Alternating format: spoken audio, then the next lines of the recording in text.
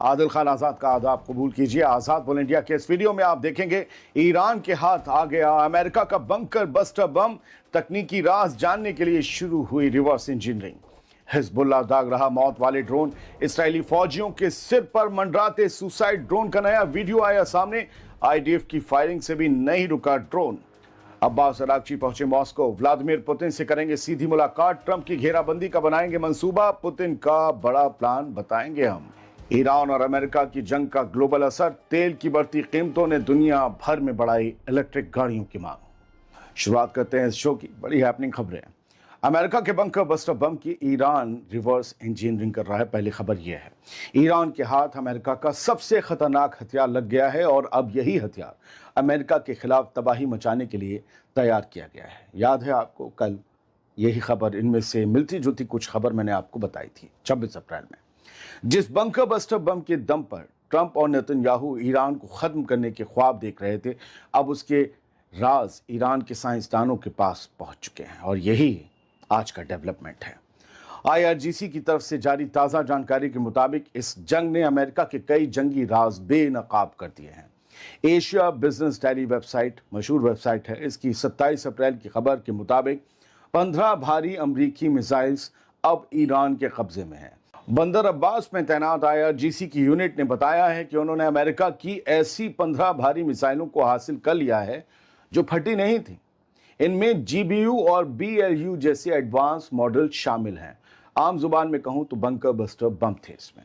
इन तमाम हथियारों को आईआरजीसी की टेक्निकल और रिसर्च यूनिट्स में भेज दिया गया है ताकि इनकी रिसर्च की जाए और फिर इनकी रिवर्स इंजीनियरिंग करके ईरान खुद का बंकर बस्टर बम बना ले।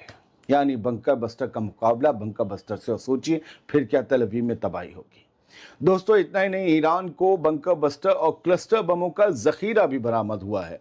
हम कल के बाद आज फिर आपको बता दें कि ईरान के जंजान सूबे में आईआरजीसी ने 9500 से ज्यादा छोटे बम यानी बॉम्बलेट्स बरामद किए हैं, जिन्हें अमेरिका ने क्लस्टर बमों के जरिए गिराया था। आप तस्वीर देख रहे हैं, हजारों के हिसाब से बम मिले हैं अमेरिका के। सबसे बड़ी कामयाबी ये रही है कि अमेरिका का सबसे ताकतवर जीबीयू 57 बंकर बस्टर बम भी जिंदा मिल गया है। इसे डिफ्यूज करके रिसर्च के लिए अफसरों के हवाले कर दिया गया है कि भैया देखो क्या कर सकते हो, इसको मिश्रा से जो है वो सोलंकी बना दो, हमारे काम का। ईरान ने जंग की शुरुआत से अब तक की बड़ी कामयाबियों का भी जिक्र किया है। फरवरी के आखिर से, जब से इसराइल और अमेरिका ने ईरान पर हमला शुरू किया था, तब से अब तक आईआरजीसी ने करीब 60 मिसाइलों और ड्रोन्स को मार गिराया या उन्हें जब्त किया है, बरामद किया है। इनमें क्रूज मिसाइल्स और अमेरिका के बेहद एडवांस्ड ड्रोन्स भी शामिल हैं। अगर उनकी रिवर्स इंजीनियरिंग होगी तो साफ है कि अमेरिका ने ये बम ईरान को तबाह करने के लिए गिराए थे, लेकिन ये फटे नहीं और अब ईरान के लिए एक तोहफा बन गए हैं और कह रहे हैं तोहफू कबूल करो। अब वही बारूद और तकनीक अमेरिका और इसराइल के गले की हड्डी बनने वाली है, जिससे ईरान को तबाह करने चले थे ये दोनों। खबर बस इतनी। हमारे बहुत से लोगों ने पूछा था बंकर बस्टर बम क्या मिल गया है, तो स्टोरी हमने कल बता दी थी, इशारा दिया था, आप समझे नहीं तो इसलिए खोल के रख दी नई खबर के साथ। आगे बढ़ते हैं। हिजबुल्लाह के ड्रोन हमले का एक ऐसा नजदीकी वीडियो सामने आया है जिसे देखकर रोंगटे खड़े हो जाएंगे। इस फुटेज में साफ दिख रहा है कि कैसे इसराइली फौज अपनी जख्मी साथियों को हेलीकॉप्टर में शिफ्ट कर रही थी। तभी मौत बनकर एक सुसाइड ड्रोन उनके सिर पर आ गया। तबाही बस कुछ मीटर के फासले से होते होते रह गई, वरना वहां मौजूद कोई भी फौजी जिंदा नहीं बचता। अगर आकर खोपड़ी पर या हेलीकॉप्टर के पास तब से गिर जाता ये ड्रोन तो थोड़ी दूर गिर गया। इस हमले के क्लोज व्यू की हैरान कर देने वाली बात यह है कि वीडियो में दिख रहा है कि धमाके से चंद सेकंड पहले एक इसराइली फौजी ने अपनी राइफल से उस ड्रोन को हवा में ही ढेर करने की कोशिश की थी। पॉज हुआ सीन देखा आपने, लेकिन जैसे ही ड्रोन बिल्कुल करीब आकर टकराया, इसराइली फौजियों को अपनी जान बचाने के लिए फौरन जमीन पर खुद गिरना पड़ा। ड्रोन तो नहीं गिरा। यह ड्रोन का हमला इतना नजदीक था कि धमाके के धुएं ने हेलीकॉप्टर और फौजियों को पूरी तरह अपनी लपेट में ले लिया। गनीमत रही कि यह ड्रोन अपने निशाने से कुछ मीटर या इंच चूक गया, जिसकी वजह से ना तो हेलीकॉप्टर को कोई नुकसान हुआ और ना ही मजीद किसी फौजी की जान गई। इसमें हेलीकॉप्टर फौरन उड़ गया, भाग गया। ये फुटेज साबित करती है कि साउथ लेबनान में इसराइली फौज के लिए हालात कितने खौफनाक हो चुके हैं। हिजबुल्लाह के ये सस्ते एफपीवी ड्रोन्स अब इसराइल के एडवांस फौज के लिए सबसे बड़ा सिरदर्द बन चुके हैं, जो कहीं से भी निकलकर सीधे हेलीकॉप्टर तक को निशाना बना रहे हैं। कल हुए इस हमले का ये फुटेज, दूसरा फुटेज आज 27 अप्रैल 2026 को निकलकर सामने आया है और ये है पहले वाला फुटेज। नेतन्याहू की फौज भले ही जीत के दावे कर रही हो दोस्तों, लेकिन ये तस्वीरें कुछ और ही कहानी बयां कर रही हैं। लेबनान की सरजमी पर हिजबुल्लाह ने इसराइली फौजियों पर ऐसे हमले शुरू कर दिए हैं कि उन्हें अपने जख्मी साथियों को बचाना भी मुश्किल लग रहा है। ईरान के वजीर खारजा अब्बास अराक्ची आज 27 अप्रैल को रूस पहुंच चुके हैं और वहां उनकी मुलाकात सीधे रूस के प्रेसिडेंट व्लादिमीर पुतिन से होने वाली है।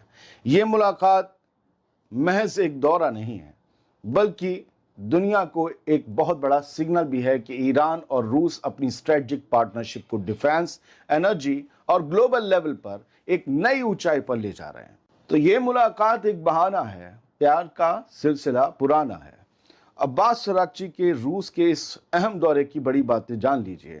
अब्बास अराक्ची पहले इस्लामाबाद और मस्कट का ओमान का दौरा कर चुके हैं ताकि इलाके के मुल्कों के साथ ताल्लुकात को बेहतर बनाया जा सके। अब वो रूस के साथ मिलकर अपनी सियासी ताकत का इस्तेमाल करना चाहते हैं। ईरान जानता है कि इस पेचीदा सिचुएशन में रूस एक बहुत बड़ा खिलाड़ी है, बहुत बड़ा प्लेयर है, जो पहले भी JCPOA जैसी बातचीत का हिस्सा रहा है। अब ईरान के पास साफ साफ दो रास्ते हैं, एक डिप्लोमेटिक सेटलमेंट और दूसरा सीधी टक्कर यानी कन्फ्रंटेशन। रूस इन दोनों ही सूरतों में बेहद अहम रोल निभाने वाला है। अब्बास अराक्ची इसी मकसद से मॉस्को में हैं ताकि होर्मुज के हालात, सीजफायर को बढ़ाने की मुमकिन कोशिशें या फिर अगली बड़ी जंग की तैयारी पर पुतिन के साथ मशवरा कर सकें। ये 27 अप्रैल की विजिट है उनकी। हालांकि दुनिया को लग रहा है कि पुतिन जंग को खत्म करने पर बात करेंगे, सुनिएगा, लेकिन मेरा मानना है कि तेल की आसमान छूती कीमतों और मुश्किलों में घिरे अमेरिका को देखते हुए पुतिन शायद चाहेंगे कि ये खेल, ये जंग कुछ और वक्त तक जारी रहे। दरअसल इस जंग में रूस के तेल का फायदा भी है और अमेरिका जैसे दुश्मन का नुकसान रूस के लिए एक बोनस भी है। दोस्तों, आप सबको मैं पिछले वीडियो में बता चुका हूं कि ईरान ने अपनी ज़रूरतों की एक लंबी फहरिस्त, एक लिस्ट, एक डिमांड लिस्ट पाकिस्तान के हाथों में दे दी कि अमेरिका को भेज दो, और अब वो रूस के जरिए अमेरिका पर दबाव बनाना चाहता है ईरान।